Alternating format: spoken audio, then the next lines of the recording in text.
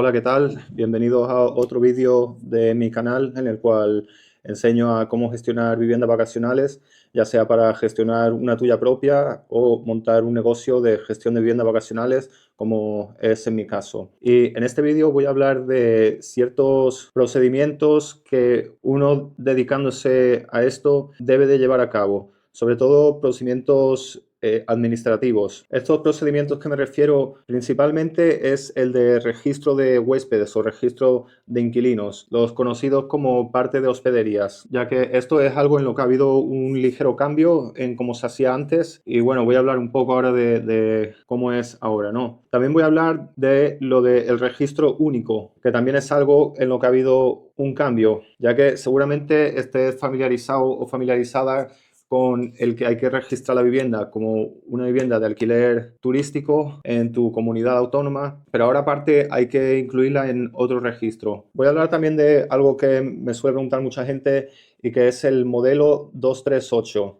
Modelo 238, antiguamente conocido como modelo 179. También ha habido un ligero cambio, pero más que nada el nombre y también simplemente hablar un poco de lo que consiste y quién tiene que hacerlo y quién no, etcétera. Y por último también voy a hablar de otra cosilla que no es tan un trámite que nosotros gestores o propietarios de viviendas tengan en su catálogo para hacer o para llevar a cabo, ¿no? Pero que tal vez te puedas encontrar con este tema en algún momento en tu carrera y es la licencia de primera ocupación, la LPO. Y sí es verdad que esto es un poco un vídeo más bien dedicado a España, porque es donde yo estoy y lo digo porque sé que el porcentaje de personas que me ven de España, miro las estadísticas y es relativamente poco. Pero bueno, si eres de otro país, tal vez te pueda servir para saber que existen esta serie de cosas y que tal vez debas de echarle un ojo en tu país o en tu zona. Pero bueno, voy a empezar hablando sobre el registro de huéspedes o de inquilinos. Esto viene siendo que la gente que te alquila y se va a quedar en la propiedad, hay que tomarle los datos de su identidad, su número de pasaporte, de DNI o de lo que sea, sus nombres, fecha de nacimiento, etcétera, y unos datos. Y esto hay que entregarlo a la autoridad competente.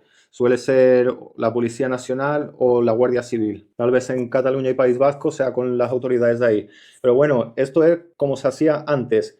Y supongo que cualquiera que haya estado dedicándose a esto está familiarizado con ello. Pero ahora ha habido un ligero cambio y es que ya no se hace por la Guardia Civil o Policía Nacional como antes, sino que ahora se hace directamente mediante una plataforma que va para el Ministerio del Interior, ¿sabe? Esto no es un grandísimo cambio, ya que esto ya se venía haciendo desde hace muchos años, ¿verdad?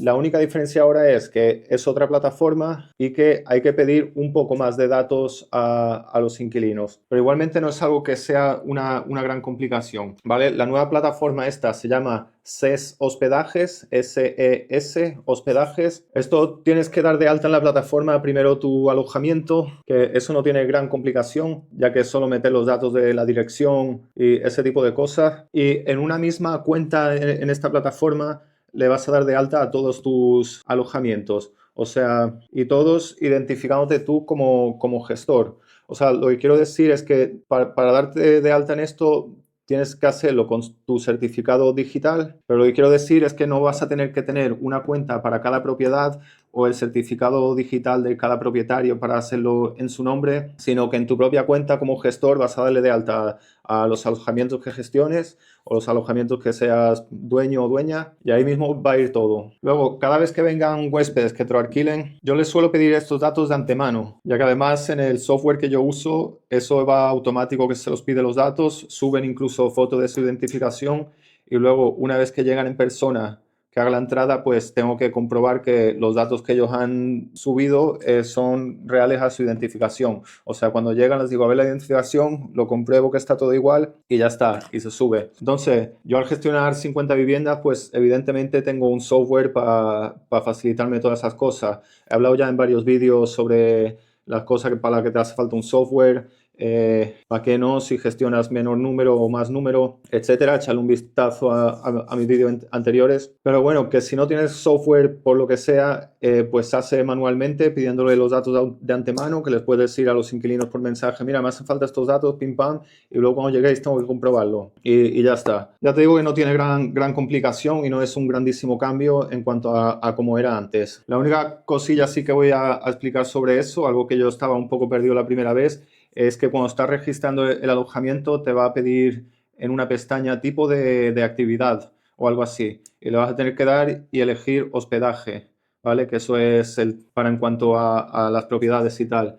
También hay que marcar una casilla que dice comunicación a través de la web o vía web. Eso también hay siempre que marcarlo porque es que lo vas a hacer a través de la web, ¿no? Pero bueno, aparte de eso, lo demás es bastante intuitivo y seguramente no sea una gran complicación. Vale, siguiente tema, lo del registro, ¿vale? Que el alojamiento, la propiedad, tiene que estar en un registro de propiedades de alquiler turístico. Esto, de cierta manera, si ya has leído o estás al tanto un poco de esto, estarás de cierta manera familiarizado con este registro, ¿no? En todos los sitios es igual, por lo menos aquí en España. Y bueno, seguramente estarás al tanto que esto hay que llevarlo a cabo.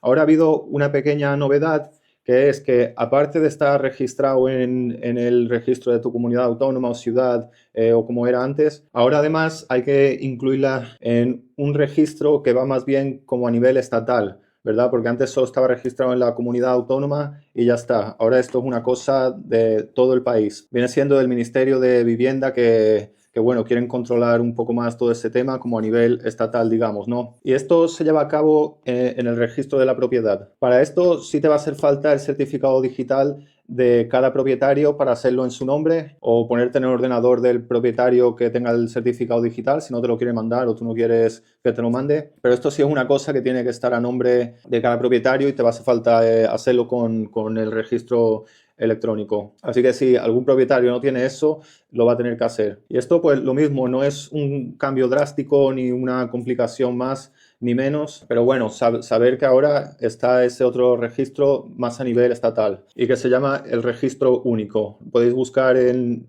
la web como registro único propiedades de alquiler corta duración. Vale, siguiente tema es el antiguo modelo 179 que ahora se llama el modelo 238. Y esto hay mucha gente que me lo preguntan, que cómo se hace, que si lo tienen que hacer, que cuándo, etcétera. Y este modelo en principio los que lo tienen que hacer son las plataformas tipo Airbnb y Booking, ¿vale? Esto es un modelo que es informativo. Todos los alquileres que hayas tenido en tu propiedad o en las propiedades que gestiones, hay que informárselo a Hacienda, ¿vale? Pero esto es un modelo que quien lo tienen que hacer son los denominados como operadores de turismo o mejor dicho, operadores de plataformas de este estilo. Entonces, pero os voy a decir por qué lo menciono y algo que tenéis que tener en cuenta en relación a esto. Pero bueno, entonces, en principio eso no es un modelo que uno como propietario, como gestor, tenga que hacer y complementar y entregar. Airbnb se va a cargar de hacer eso con todos los alquileres que les ha entrado a través de ellos. Booking también lo va a hacer, se lo van a mandar toda Hacienda y ya así Hacienda sabe los alquileres que ha habido. Esto uno como gestor de alojamientos lo tiene que hacer para las reservas que le entren directamente, ¿sabes? A través de tu web o que te contacten por email o por WhatsApp o como sea, ¿sabes? Todas esas reservas que no son a través de la plataforma,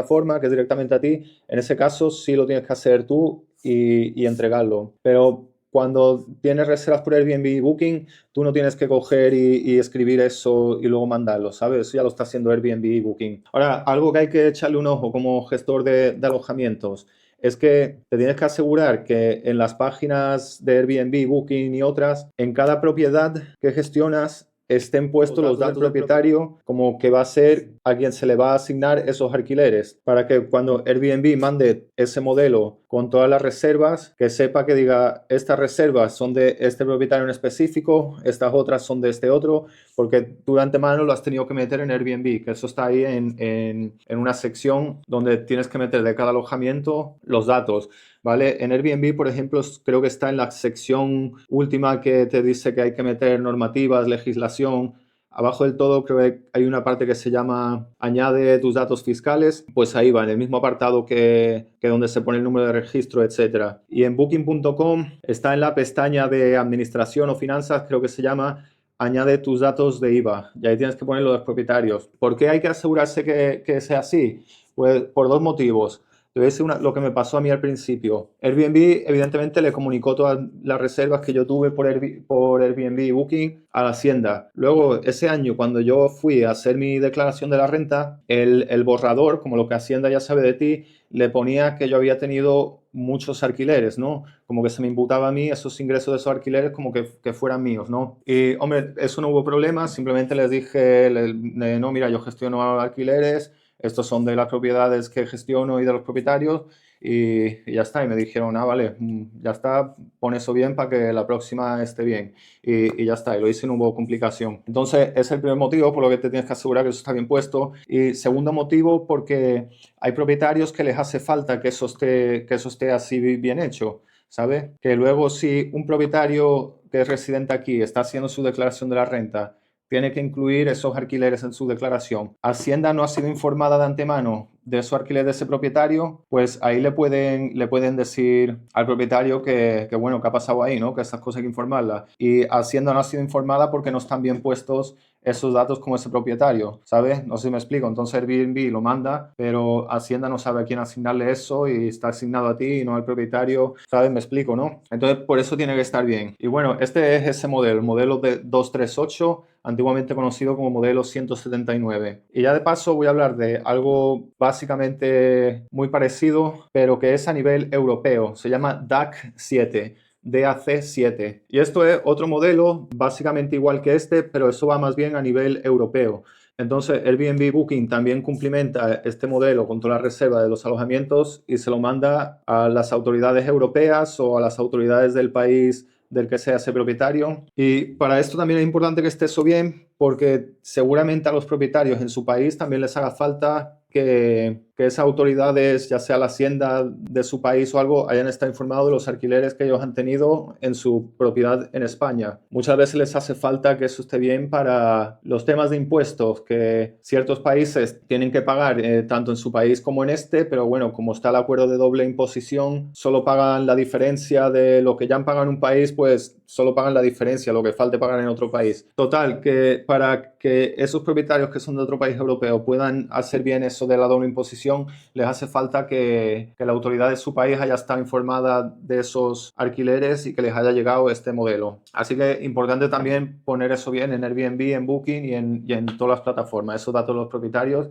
para que las plataformas comuniquen correctamente a las distintas autoridades sobre de quiénes son esos alquileres. Vale, y lo último sobre lo que quiero hablar es de la LPO, la licencia de primera ocupación, que esto no es exactamente un trámite que uno como gestor o propietario tenga que llevar a cabo o que haya que hacer de antemano algo para obtenerla, etcétera. Pero seguramente en tu camino, como ya sea como gestor o como propietario de estas viviendas, puede que te cruces con este tema en algún momento. Y voy a hablar sobre eso ahora porque hay gente que me contacta para preguntarme sobre eso y en vez de decírselo por mensaje o hacer la consultoría para decirles lo que les voy a decir, para eso lo digo aquí y ya está. Que por cierto, si no lo sabe, yo aparte de dedicarme a gestionar viviendas vacacionales, también ofrezco consultorías online sobre todo este tema, las cuales se pueden reservar a través del link que hay en la descripción. Y la mayoría de gente me contacta son dos tipos de personas, o propietarios que lo van a hacer ellos por su cuenta y están empezando de cero, no tienen nada de idea y quieren informarse sobre estos temas que estoy hablando en este vídeo, sobre la operativa, sobre cómo encargarse de problemas de que se rompan cosas, qué hacer con los inquilinos si se rompe el agua caliente, etcétera. O el otro tipo de persona que me contacta también es gente que ya lo está haciendo, gestionando 5 o 6 propiedades, pero que me dicen que no pueden más, que están todos locos con 5 o 6 y que no ven cómo podrían gestionar ni una más. Entonces, en estos casos en los que hablamos de a ver qué están haciendo, qué es lo que más se les está complicando, qué es lo que les está consumiendo más tiempo, por qué es que creen que no pueden gestionar más, etcétera.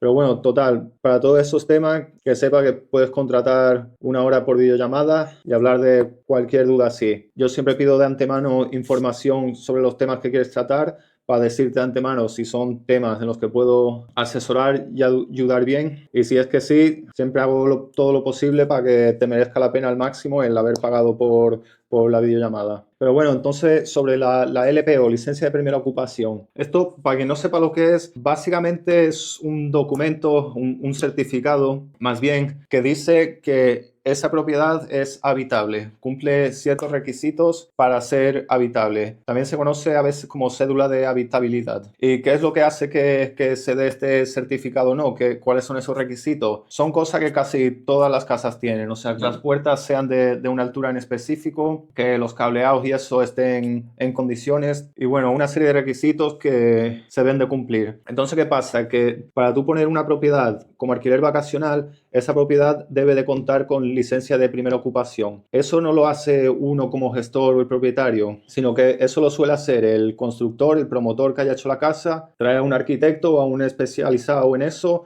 mira todos los requisitos y da ese certificado. De final de obra también se le dice a veces, y ya esa casa o esa propiedad pues ya se vende o se entrega estando con licencia de primera ocupación. ¿Qué pasa? Que hay propiedades que no la tienen, ya sea principalmente en algunas que han sido construidas antes de 1980, supongo que porque no se hacía eso como procedimiento como ahora, o casas que están en el campo por ahí, que a lo mejor en su día no estaban regularizadas, pero luego sí, o por cualquier cosa, hay veces que una no la tiene, ¿vale? Y me contactan los propietarios diciendo, bueno, se puede alquilar igualmente aunque no la tenga, y yo en principio diría que no, y es lo que yo suelo decir, por lo menos de que yo no lo gestiono. ¿Qué pasa? Que tú para incluirla en los registros, esa propiedad debe de tener esa licencia de primera ocupación. Ha habido casos que un propietario ha llamado a un arquitecto o a un especialista en eso, le ha hecho el informe a la propiedad, ha visto que cumple todo, ha ido con eso al ayuntamiento y le han dado